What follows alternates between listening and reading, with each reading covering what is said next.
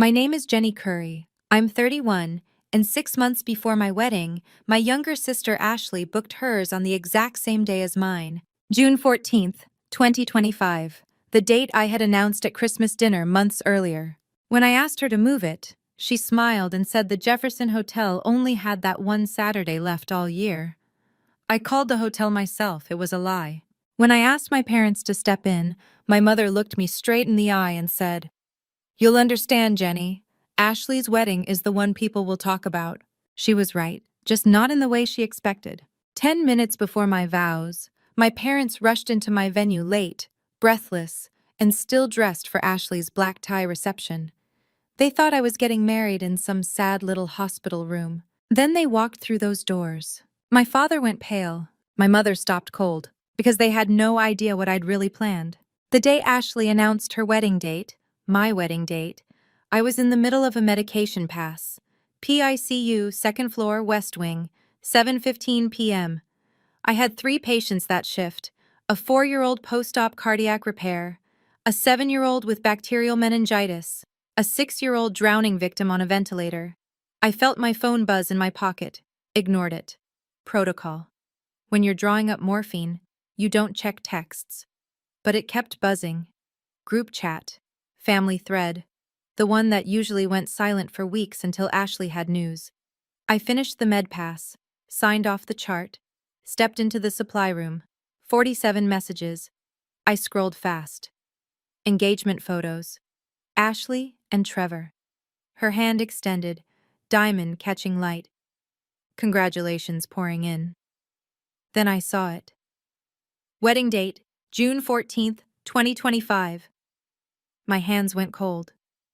June 14th. My date. The one I'd announced 8 months ago. The one I'd put a $2,500 deposit on in September. I read it again. Then again. My coworker Keisha stuck her head in.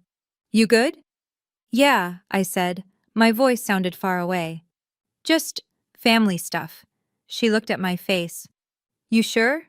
I nodded. "I need to recheck the morphine dose on bed 3. Can you double-check my math?" "Of course." My hands were shaking too much to trust myself. That night, driving home at 7:30 a.m. after my shift, I kept replaying it. Ashley's face at Christmas dinner, the way she'd gone quiet when I announced my date, the way her smile had tightened. Maybe it was an honest mistake. Maybe she really didn't remember. No, I'd seen that look before. When I got into nursing school and she didn't get into her first choice college. When I bought my first car with my own money and she had to ask Dad for help. When I told them about Sam and she realized her timeline was slipping. Ashley didn't forget. Ashley took.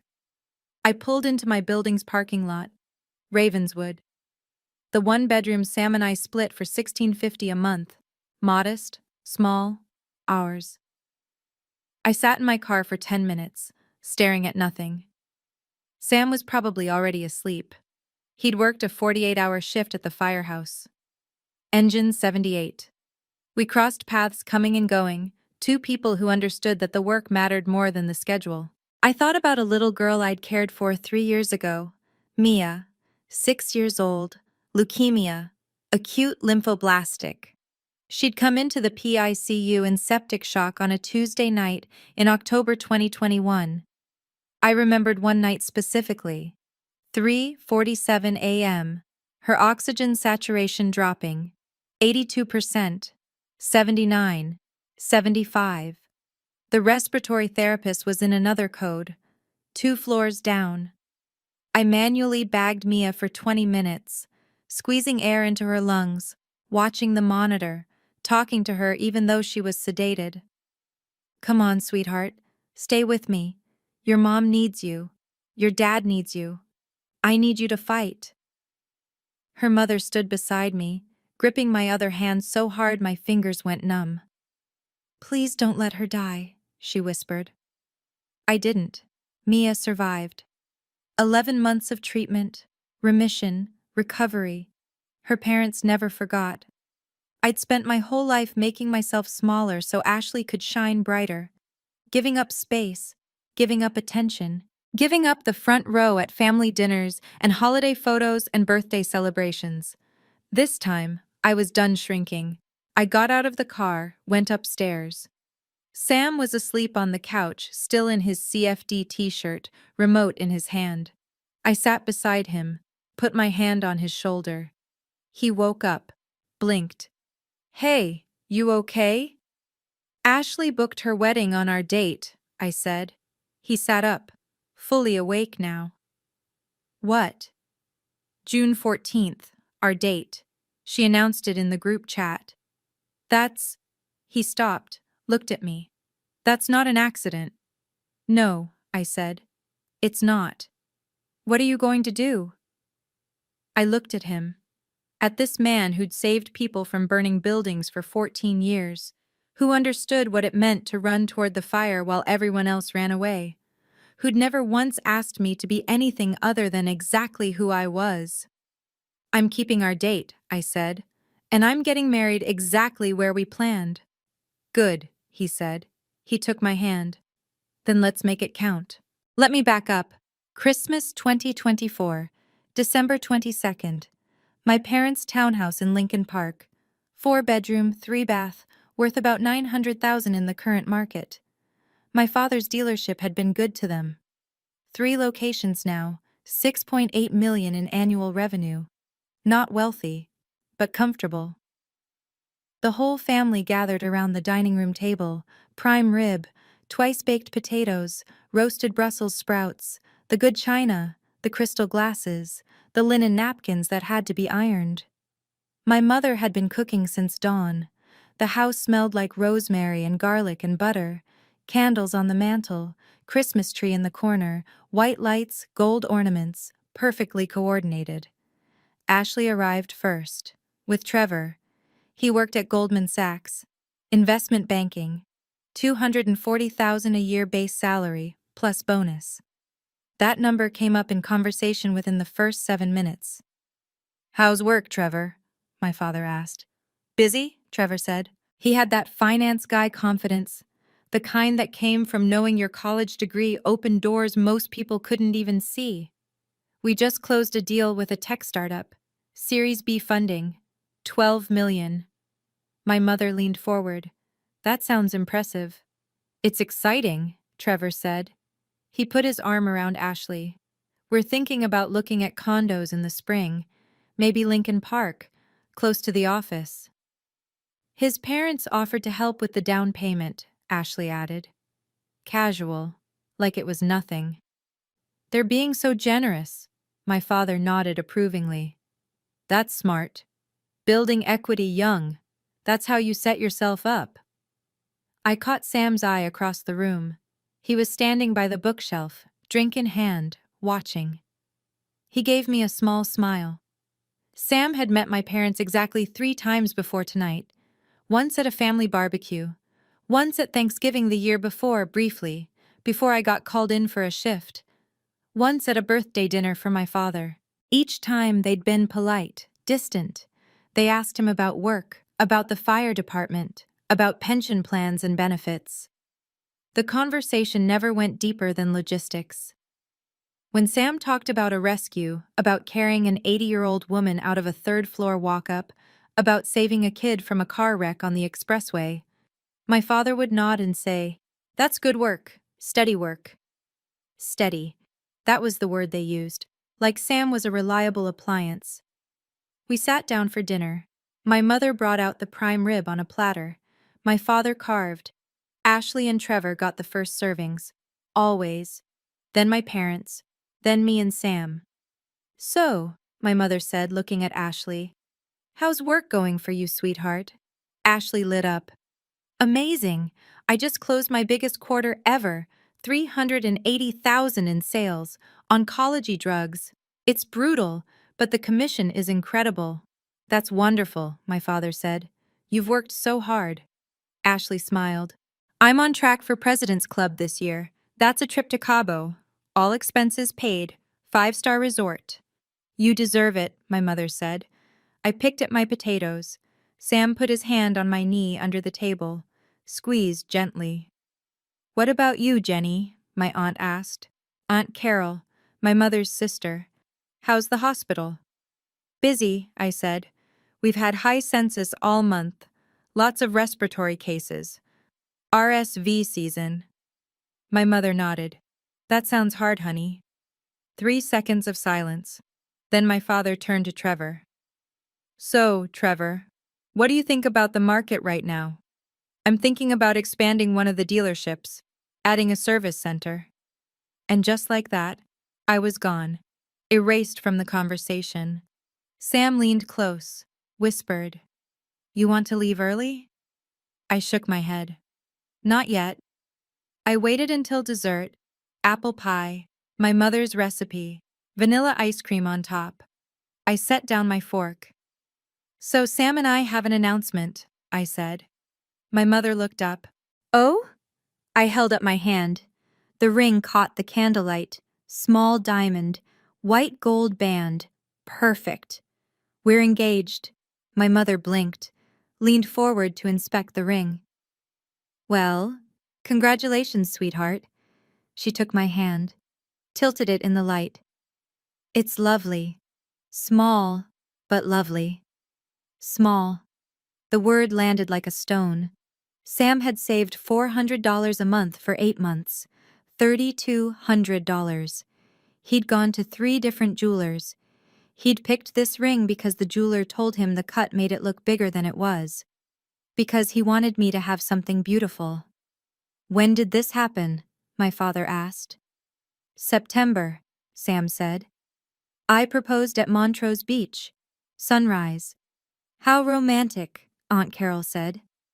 Ashley's smile was thin, sharp. When's the big day? June 14th, 2025, I said. We've already put down a deposit. I watched Ashley's face. Something flickered there. Her jaw tightened for half a second. Then she caught herself, smoothed it over. June, she said slowly. That's so soon. 9 months, I said. Plenty of time. We're keeping it simple. 180 guests.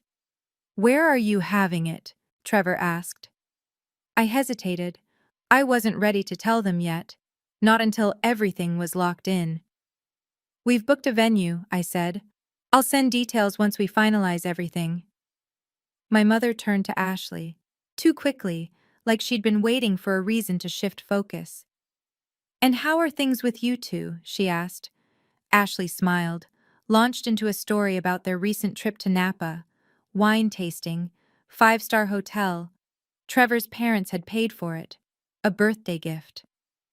I listened to my mother laugh, watched my father lean in, ask follow-up questions, engage.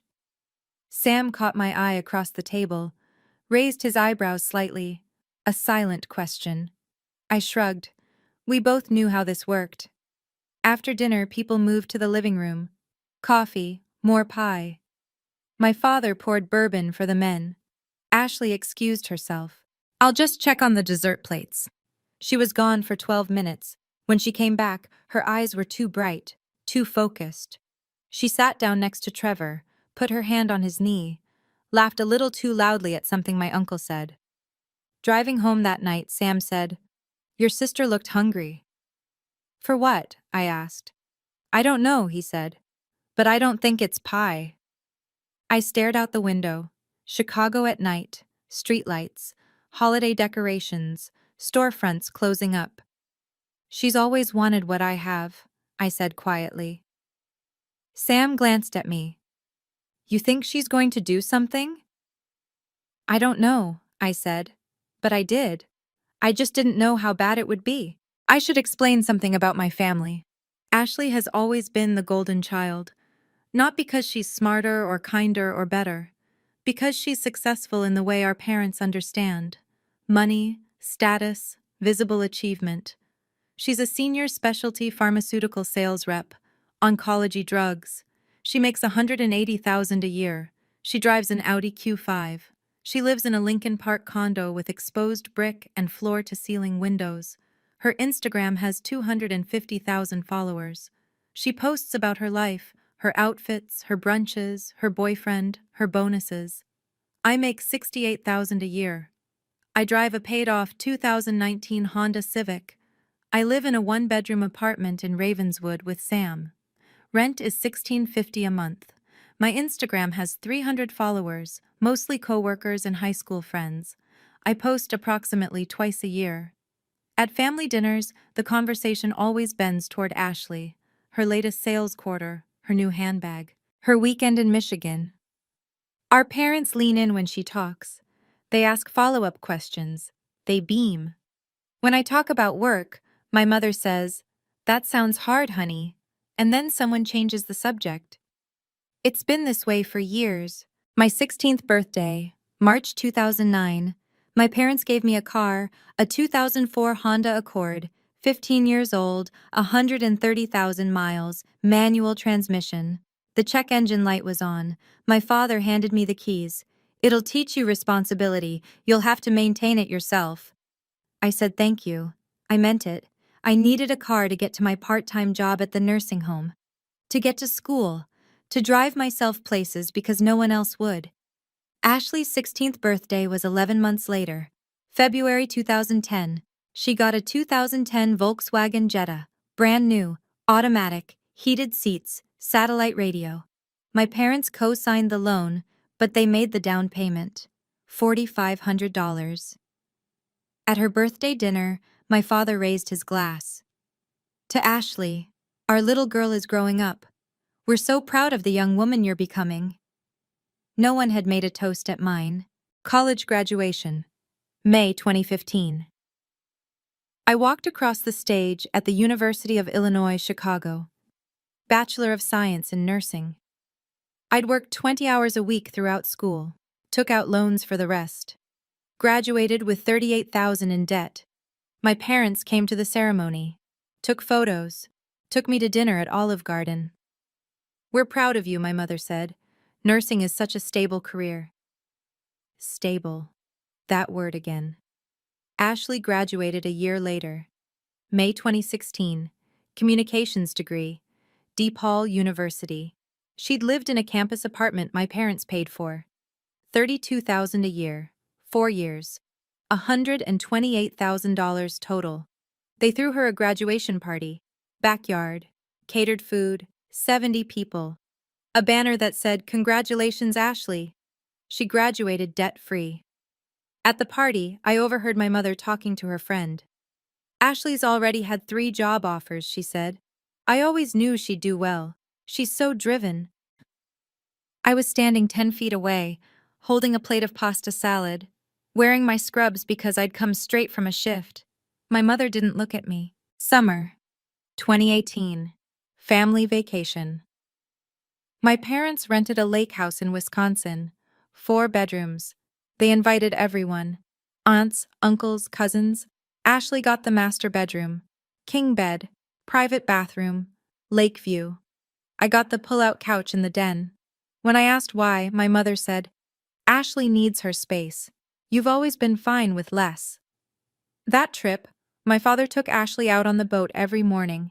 Just the 2 of them. Fishing, talking. He asked me once, "You want to come, Jenny?" I was doing dishes from breakfast. "I'll stay and help Mom clean up." "That's my girl," my mother said. "Always so helpful." Ashley came back from those boat trips glowing, laughing.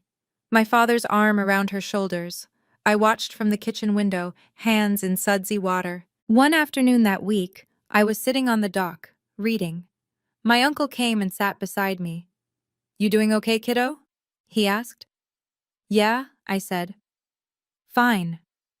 He looked at me for a long moment. "You know they're proud of you too, right?" I didn't answer. "They just—" He paused. "They don't know how to talk about what you do. Saving lives. That's big. That's scary. Ashley sells things. They understand that." "I know," I said. He patted my shoulder, left me there. I went back to my book, but I couldn't focus on the words. Ashley's typical day looked like this. Wake up at 7:30, Peloton ride, 30 minutes, post a sweaty selfie on Instagram. Morning grind. 2,000 likes by 9 a.m. Shower. Makeup, hair, outfit coordinated, photograph ready. Every day was content. Meetings with doctors, lunch with clients, Expenses paid by the pharmaceutical company. Steak dinners, wine, hotel conference rooms. Home by 6, dinner with Trevor, or drinks with friends. Posted on Instagram. Date night at RPM Steak. 1,500 likes. Weekend trips. Napa, Nashville, Miami. Posted in real time. My mother commented on every photo. Gorgeous. Have fun, sweetheart. My parents called her every Sunday. Hour-long conversations. They asked about work, about Trevor, about her life. They called me every third week. 15-minute conversations. How's work? Good? Okay. Well, we'll let you go. You're probably busy. My typical day. Wake up at 6 p.m. Night shift, shower, scrubs, hair in a bun, no makeup. It'll just sweat off. Drive to the hospital. 14 minutes if traffic is good. Park in the employee lot, badge in, second floor, PICU, 7 p.m. to 7 a.m. 12 hours, 3 to 4 patients, ventilators, IV pumps, medication drips, vital signs every hour, charting, endless charting. 2 a.m. Vending machine dinner, turkey sandwich, bag of chips, coffee from the break room, tastes like burned rubber, parents sleeping in recliners next to their children's beds. I bring them blankets, coffee, reassurance. She's stable. I'm watching her closely. I'm not going anywhere. 7 a.m. Handoff report, drive home. Sam's leaving for his shift as I'm getting back. We kiss in the doorway, pass each other like ships, sleep until 2 p.m. Wake up, eat, pay bills, grocery shop, do it again. No Instagram posts, no one comments, no one calls. But the 6-year-old in bed 3 breathes easier tonight because I titrated her oxygen just right. That has to be enough. Most days, it is. Thanksgiving 2023. I requested the day off 6 weeks in advance. Submitted the form October 10th. Waited. November 1st, the schedule posted. I was on. 7 p.m. to 7 a.m. Thanksgiving night into Friday morning. I called my supervisor. I requested off. I haven't had Thanksgiving with my family in 3 years. I know, Jenny. I'm sorry, Sarah called out. Her daughter's sick. You're the only one with PICU experience who can cover. What about?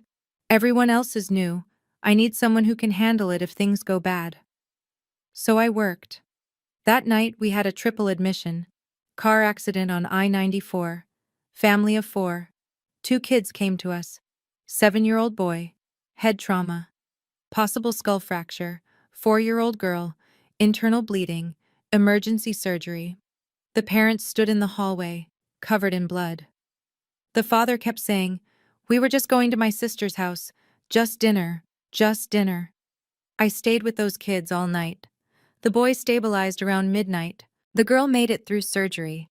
Came back to us at 2 a.m. I monitored her every 15 minutes. At 11 p.m., my phone buzzed. Group text, family photos from Thanksgiving dinner. Everyone around the table, smiling, turkey, stuffing, pies. My mother's text. Missing Jenny, but we understand work comes first for her. The subtext screamed. Ashley would never miss Thanksgiving. Ashley knows what matters. Ashley has priorities. I was standing at a bedside, adjusting a ventilator. A 4-year-old was alive because I was there instead of eating pie.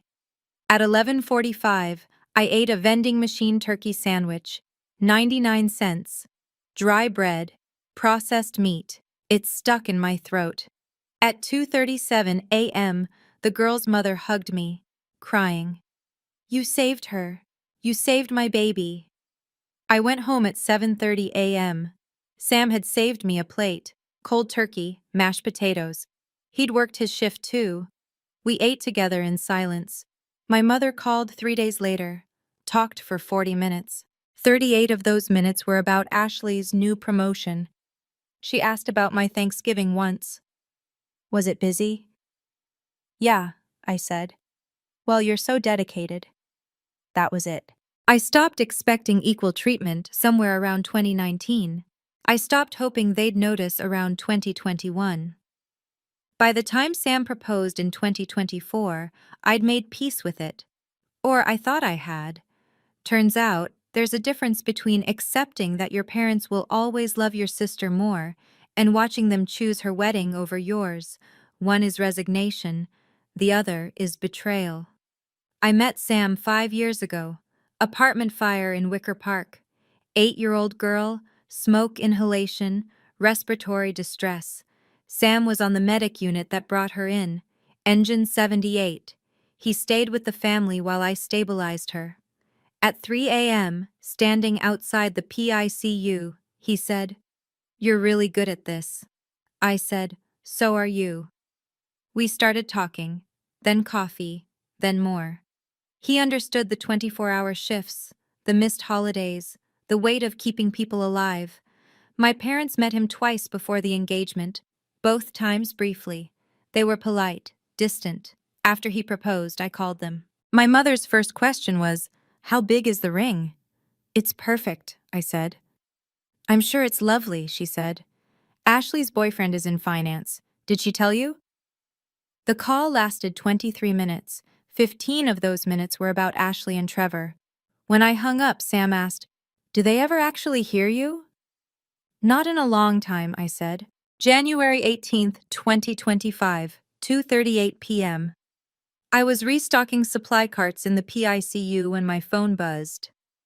Family group chat. 47 unread messages. "Ashley, we're engaged!" I scrolled through the explosion of congratulations. Then I saw it. Ashley. "And we're so excited! Wedding date, June 14th, 2025. The Jefferson Hotel had one Saturday open all year and we grabbed it. Can't wait to celebrate with everyone." My hands went cold. I typed slowly. "Ashley, that's my date." 3 dots appeared, disappeared, appeared again. "Ashley. Oh, I thought yours was just tentative." I stared at my phone. Tentative. I'd announced it publicly. At Christmas. With the deposit already paid. Me. "I put down a deposit in September. You were at the dinner when I announced it." Ashley.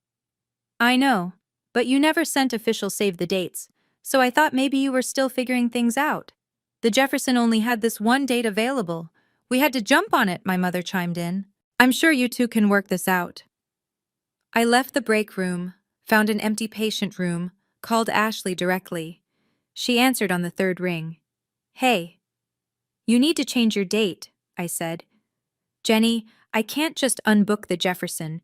Do you know how hard it is to get?" "You got engaged 3 weeks ago." 21 days, actually. "I've been planning for 4 months."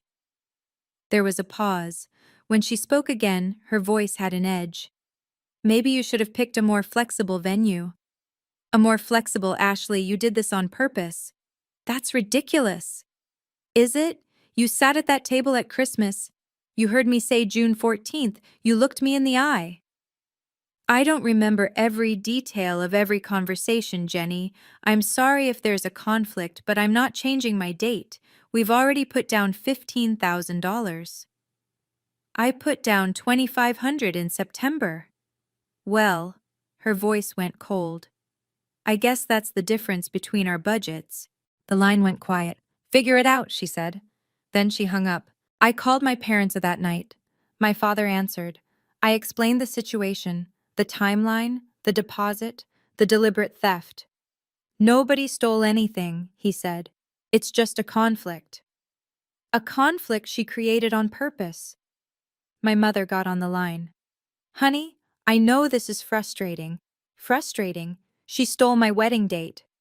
"Don't be dramatic," my father said. "You're both our daughters. We're not taking sides." "You don't have to take sides. You just have to tell her to pick another date." Silence. Then my mother's voice, gentle and devastating. "Jenny, sweetheart, Ashley's wedding is important for the whole family. Trevor's parents are very well connected. Your father's business. We have opportunities here. You have to understand the bigger picture." "The bigger picture where I don't count."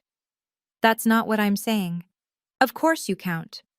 But you have to be realistic. Ashley's wedding is the one people will talk about. Business contacts, social opportunities. You'll understand when you're older." I'm 3 years older than Ashley. So what am I supposed to do? I asked. Pick another date, my father said. It's just a date, Jenny. Don't make this about you. My hands were shaking. It is about me. It's my wedding. You've always been so independent, my mother said. You don't need us the way Ashley does. I hung up. Sam found me on the couch an hour later. He didn't ask what happened. He just sat with me. You don't have to prove anything to them, he said.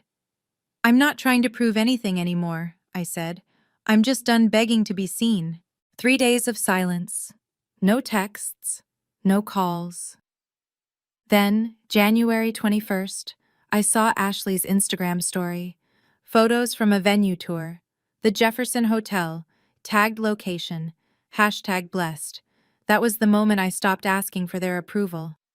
I emailed our wedding planner, confirmed everything, locked in the date, June 14th. No changes. If they wanted to miss it, they'd miss everything that mattered. February through May was a masterclass in dismissal. The family group chat became Ashley Wedding Headquarters, menu tastings, dress fittings, band selection, floral arrangements, 400 messages about her big day. When I posted a detail about my wedding, I got 2 responses. My aunt's thumbs up emoji, my cousin's nice. Ashley posted a photo of her dress. Vera Wang, $6,200. My parents paid for it in full. They threw a shopping party, 12 people. Mimosa brunch included. My mother called me a week later. Honey, I want to help with your dress, she said. I know money is tight for you two. Let me contribute. I already bought mine, I said. Oh, how much was it? It's perfect for the venue. I'm sure it's lovely. Simple is very elegant. She thought I'd bought something cheap. The dress cost $2,400. I paid for it myself, but I let her think what she wanted. In March, the RSVPs started coming in. 68 people received invitations to both weddings, mutual family and friends. People who had to choose. 61 chose Ashley, 7 chose me. My Aunt Carol sent an email. Sweetie, we'd love to come to yours, but we already committed to Ashley's, and it's black tie. We bought outfits. You understand. We'll take you to dinner after your honeymoon. My cousin Bryce chose mine. He texted me privately. For what it's worth, this whole thing is messed up. In April, Ashley posted in the group chat, Are you doing a church ceremony or just City Hall? Neither, I said. Ooh, mysterious. Let me guess. Park permit? I didn't answer. My mother called. Jenny, where is your wedding? I'd like to coordinate with the family. It's handled, I said. But where? You'll see on the day. Let them guess. They'd know soon enough. Here's what they didn't know. Fall 2021. A 6-year-old girl named Mia Hartley was admitted to the PICU, acute lymphoblastic leukemia. Septic shock. She was dying. I was assigned as her primary nurse. 8 12-hour shifts in a row. Approved overtime. I stayed with that family through the worst nights of their lives. Mia's father, Michael, sat beside her bed at 3 in the morning. He looked at me with hollow eyes. Will she make it? He asked. I'm going to do everything I can, I said, and I'm not going anywhere. She pulled through. 11 months of treatment, remission, recovery. At discharge, Mia's mother Susan hugged me. We'll never forget what you did. In early 2022, the Hartleys announced a $12 million donation to Children's Memorial Hospital, a new wing, the Brennan Family Pavilion, family overnight rooms, a healing garden, a conference center, and a ballroom, the Foundation Ballroom. Floor-to-ceiling glass overlooking the Chicago skyline. Capacity 200, donor-funded, state-of-the-art, AV system, built for fundraising galas, milestone ceremonies, and private events. It opened in May 2024. In March of that year, I got an email from Michael Hartley. The pavilion opens in May. We'd be honored if you'd attend the dedication. And Jenny, the ballroom is available for private events. If you ever need it, it's yours. When Sam proposed in September, I already knew where we'd get married. I booked it September 16th, $2,500 deposit, standard nonprofit rate. The Hartleys waived the premium fees. I told almost no one. My guest list? 180 people. PICU colleagues, first responders, fire department brass, hospital board members, donor families, city officials, families of children I'd cared for, children who'd survived, and Sam's family. These were people who knew what mattered. The hospital foundation offered to livestream the ceremony. For off-shift medical staff, for distant patient families, for donors who couldn't attend. I said yes. And one more thing. Instead of a registry, we set up a fundraiser. All donations would go to the Pediatric Cancer Research Fund. The hospital agreed to match the first 50,000. If people were going to watch, we'd make it count for something. I didn't tell my family any of this. When my mother asked where the wedding was, I said it was handled. When Ashley made her snarky comments, I stayed quiet. They assumed I was having some small, sad ceremony, maybe a hospital chapel, maybe a park, something cheap, something beneath them. Let them think that. June 14th would clarify everything. Ashley's wedding, meanwhile, was a production. The Jefferson Hotel Grand Ballroom, Gold Coast. 500 guests, $120,000 budget. My parents contributed $45,000. They stretched their finances for it. Dipped into savings, black tie ceremony at 5:30 p.m., cocktail hour at 6:15, reception at 7, past appetizers, 8 varieties, surf and turf entree, champagne tower with 300 glasses, Viennese dessert hour, 12-piece orchestra, celebrity wedding planner Diane Rothman, $18,000 fee. The rehearsal dinner was June 13th, Gibson's Steakhouse, 60 people, $18,000. I wasn't invited. I wasn't in the wedding party. My mother posted an album that night, celebrating our beautiful daughter's last days as a single woman. 340 likes. I was working a PICU night shift. I saw the post at 2 a.m. during MedPass. I didn't comment.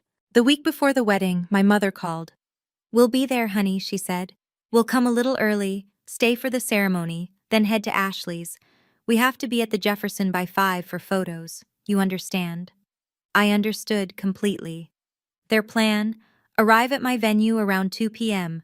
My ceremony started at 2, stay until 2:45, then drive to the Jefferson Hotel, 12 miles, 25 minutes without traffic. Arrive by 5, plenty of buffer time. 45 minutes at my wedding, just long enough to say they came. "I understand," I said. "I knew you would," my mother said. "You've always been so reasonable." June 14th. Wedding day. I woke up at 6:30 a.m. in a hotel suite 2 blocks from the venue. Complimentary room. The foundation's thank you. Sam stayed at the firehouse the night before. Tradition. My bridesmaids arrived at 7. 4 PICU nurses, Keisha, Rachel, Donna, Lynn, and Sam's sister Bridget. We had coffee, breakfast, no chaos, just calm. "How you feeling?" Keisha asked. "Ready," I said. "Your family coming?" Rachel asked. "We'll see," I said. My phone had 0 texts from my parents or Ashley. At 8, the hair and makeup artist arrived, donated by a grateful family whose son I'd cared for in 2023. By 11, I was dressed. The dress was ivory silk crepe, cap sleeves, chapel train, simple, elegant, expensive, not that my mother would ever know. At 11, Mia Hartley arrived with her parents. She was 8 now, 2 years cancer-free. She wore a white flower girl dress and a pink ribbon in her hair. Pediatric cancer awareness. "You look like a princess," she said. I knelt down. "You look like a hero," because she was. 12:30 p.m. The venue coordinator Lauren texted me. "Guests arriving, everything's perfect, deep breath." By 1 p.m., the street outside the pavilion was lined with fire trucks. 28 firefighters from Engine 78 and Truck 23, dress uniforms, Class A's, an honor guard. An ABC 7 news van parked nearby. Michelle Torres, community reporter. The hospital had invited them. Heart of the City segment. First wedding at the new pavilion. First responders marrying a PICU nurse. Fundraiser angle. Local feel-good story. By 1:30, the ballroom was filling. Fire Chief Daniel Martinez, Alderman Jeffrey Washington, Dr. Catherine Reynolds, hospital CEO, board members, donor families, PICU colleagues, families of children I'd saved. Michael and Susan Hartley sat in the third row. 180 chairs, 165 filled by 145. My parents' seats, third row center, not front row, were still empty. At 1:42 my phone buzzed. Mom. So sorry, honey. Traffic terrible, there by 2:15 latest. Translation. They left late. Prioritized getting ready for Ashley's black tie event. Underestimated time. I didn't reply. At 1:53 I heard it. Car doors slamming in the driveway. They arrived at 2:08 p.m., 8 minutes after the ceremony started. I was in the bridal suite with my father's replacement, Fire Chief Martinez. He was walking me down the aisle. He'd saved my life 6 years ago, carried me out of a burning apartment building in Lincoln Park. I went back to work the next night. That's who I wanted beside me.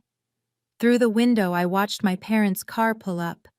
My father's Cadillac, the valet stand, the line of luxury vehicles, Mercedes, Lexus, Tesla, the fire chief's department vehicle. 8 firefighters in dress uniforms forming an honor guard outside the ballroom entrance. A news camera. My mother stepped out of the car. She was dressed for a black tie wedding, floor-length gown, hair done, makeup perfect. She looked confused. My father handed the keys to the valet. He was in a tuxedo, for Ashley's wedding, not mine. They walked toward the entrance. I couldn't see their faces, but I knew the moment they stepped into the lobby. Donor plaques on the walls, the Hartley name prominent, foundation ballroom in gold lettering. Then they walked through the doors. I wasn't there yet. But Lauren told me later. They froze. 180 people, seated. Ceremony already in progress. Father O'Malley, the fire department chaplain, speaking at the altar. The ballroom, floor-to-ceiling glass, Chicago skyline, white chairs with covers, string quartet, professional lighting. Front rows, Fire Chief Martinez's empty seat, Alderman Washington, Dr. Reynolds, the Hartleys, a news camera in the corner. My mother's mouth opened. No sound came out. My father went pale. Lauren approached them. Mr. and Mrs. Curry, we saved you seats. Third row center. Not front row. They sat. My father scanned the room. His face was the color of old paper. My mother's hands shook as she opened the program. Wedding of Jenny Curry and Samuel Brennan, Foundation Ballroom, benefiting Pediatric Cancer Research Fund. She looked at my father. He looked at the guests. Recognition dawning. That was the city alderman. The one he'd tried to network with 2 years ago. That was the fire chief. That was, oh God, that was Dr. Reynolds, the hospital CEO. Her face had been in the news last month. My mother's phone was in her lap, silent. But I found out later. Ashley had texted her at 1:50. Ashley, where are you, Mom? At Jenny's, leaving soon. Ashley, everyone here is watching her live stream. At 2:14 the music changed, Pachelbel's canon. Everyone stood. The bridesmaids walked, one by one, down the aisle lined with candles and white roses. Then Mia, 8 years old, cancer survivor, pink ribbon, white dress, flower petals. People were crying. Many of them knew her story, knew what she'd survived, knew who'd stayed with her family through the worst nights. My parents didn't know yet. Then me. Fire Chief Martinez offered his arm. Ready, kiddo? More than ever, I said. We walked. I saw my mother's face, saw my father's. Shock, shame, confusion. I kept my eyes forward. Sam was waiting. He took my hand. His grip was steady. Father O'Malley began. We gather in a place of healing, he said, to celebrate two healers. He explained the venue, the Hartley donation, the grateful family, the pavilion built because of one nurse's heart. I didn't look at my parents, but I felt them, frozen, silent, realizing. At 2:17, we said our vows. Sam went first. Jenny, you've seen me at 3 a.m. covered in someone else's blood, and you never asked me to be anything other than exactly who I am. You've held my hand through the worst calls. You've celebrated the saves. You're my home, my partner, my best choice. I promise to be yours, every single day, for the rest of my life. My turn. My voice didn't shake. Sam, you understand what it means to run toward the fire. You've never asked me to choose between the people I love and the people I serve. You've stood beside me through every missed holiday, every late night, every hard loss. You see me, all of me. And you've never asked me to be smaller, or quieter, or different. I choose you, today, tomorrow, always. Rings. Father O'Malley smiled. I now pronounce you husband and wife. We kissed. The room erupted. Applause, genuine, warm, joyful. We walked back down the aisle. My parents stood, clapping mechanically, faces pale. We exited to the terrace for photos. The reception began immediately. Same room, chairs turned, tables set. By 3 p.m., we were back inside. Lauren approached my parents. Mr. and Mrs. Curry, will you be staying for the reception? We have you at table 8.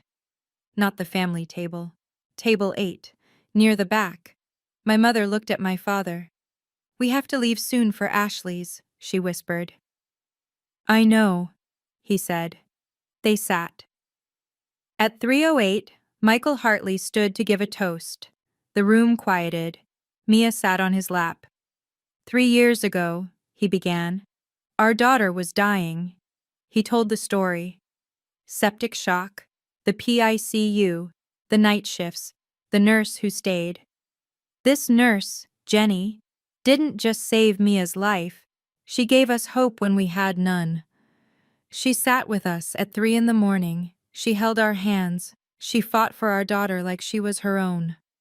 His voice cracked. When people ask why we donated $12 million to this hospital, I show them a picture of Jenny holding Mia's hand. That's why. Today we're honored to witness her joy in the space her compassion built. He raised his glass. The room applauded. 90 seconds. Standing ovation. My mother's face was white. My father stared at his hands. $12 million. Inspired by their daughter. The one they'd dismissed. Fire Chief Martinez stood next. I've known Sam Brennan for 14 years, he said. One of the finest firefighters in this city. And Jenny, I carried her out of a burning building 6 years ago. Lincoln Park apartment fire. She thanked me by going back to work the next night saving kids. He looked at us. These two are Chicago's backbone. The people who run toward the fire while everyone else runs away. Let's raise a glass to them. To Jenny and Sam! The room roared. My father's face. He hadn't known I'd nearly died. I'd never told them. They'd never asked. At 3:45, my mother's phone buzzed. I didn't see the text, but I learned later. Bryce, my cousin, at Ashley's wedding. Bryce. Half the people here are watching Jenny's live stream on their phones. This is wild. The live stream. The hospital foundation had set it up, professional cameras, audio feed, posted on their website, 892 concurrent viewers at that moment. By 4 p.m., it would hit 1,240. People at Ashley's cocktail hour, the one that started early, at 4, were on their phones, watching my wedding instead of celebrating hers. At 4:15, my mother approached me. I was talking to Dr. Reynolds and Alderman Washington. Sweetheart, my mother said quietly, we need to leave soon for Ashley's. I turned, looked at her. Of course, I said, calm, steady. Thank you for coming. Her face crumpled slightly. We'll call you tomorrow. Sure, I said. She waited, like she wanted me to beg her to stay, to acknowledge how gracious she was being. I turned back to the alderman. She walked away. At 4:20 my parents left. Before the cake cutting, before the first dance, before the fundraiser total was announced. They slipped out. Alderman Washington watched them go. He knew my father. They'd met at a dealership event 2 years ago. My dad had tried to network with him. As my father passed, the alderman nodded. Cold, barely polite. Leaving early, George? My father didn't answer. They left. The reception continued. Cake cutting at 4:45. First dance at 5:10. Toasts from PICU colleagues. From families of children who'd survived. From firefighters who'd worked with Sam for over a decade. At 6:30, the fundraiser total was announced. 145,000 from in-person guests. 40,000 from online donations via the live stream. Total, $185,000. The hospital matched the first 50,000. Grand total, $235,000 for pediatric cancer research. The room stood, applauded, cried. The live stream archived. Over the next week, it would be viewed 8,500 times. Comments poured in. This is what a wedding should be. Crying at my desk watching this. The world needs more people like Jenny and Sam. At Ashley's wedding, people were distracted, phones out, comparing. Her Instagram post that night, uploaded at 11 p.m., a photo of her and Trevor cutting their cake, got 890 likes. Her usual post got over 2,000. The comments mentioned me. Just watched your sister's live stream, so beautiful. Your sister raised $185,000 at her wedding for pediatric cancer research, incredible. Ashley didn't respond to those comments. The next morning, June 15th, I woke up to 7 missed calls from my mother, 12 texts from Ashley. I listened to Ashley's voicemail first. Her voice was shaking, furious. You did this on purpose. You knew people would compare. You made my day about you. You ruined everything. Everyone was on their phones watching your little hospital thing instead of celebrating me. I will never forgive you for this. Never. 4 minutes. All rage. I deleted it. My mother's texts were gentler, but just as desperate. Mom. We need to talk. Can we meet? Mom. Jenny, please call me. Mom. We didn't know. We didn't know it was like that. I didn't respond. Not that day. Sam and I went to breakfast, walked along the lake, ignored our phones. You okay? He asked. Yeah, I said, I really am. I finally agreed to meet them 2 weeks later, June 28th, a Starbucks on Armitage.